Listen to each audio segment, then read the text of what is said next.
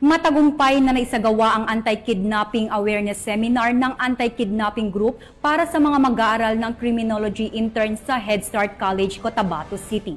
Nakibalita dyan si Patrolwoman Veronica Lagi.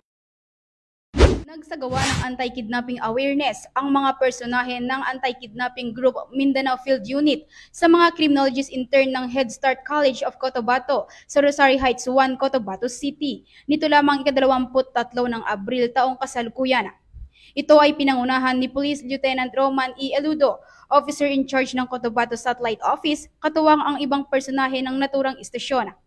Naging talakayan sa naturang aktibidad ang kaalaman para sa seguridad ng komunidad at aksyon laban sa kidnapping for ransom. Layon nitong pataasin ang kaalaman ng publiko, magbigay ng tamang kaalaman at impormasyon at itaguyod ang mabilis at organisadong aksyon sa oras ng pangangailangan. Bukod dito, nagbigay rin ang mga kapulisan ng Information, Education and Communication o IEC tungkol sa anti-kidnapping safety tips. Sa pamamagitan nito ay magkakatulong kung paano makakaiwas maging biktima ng kidnapping.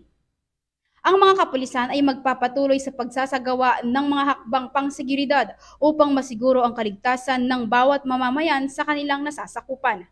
Mula rito sa rehiyon ng Bangsamoro, ako ang inyong Police News Network Correspondent, Patrolwoman Veronica Lagi, alagad ng batas, taga-taguyod ng balitang pulis. Maraming salamat, Patrolwoman Lagi. At yan ang mga balitang nakalap ng ating PNN correspondents mula Luzon, Visayas at Mindanao.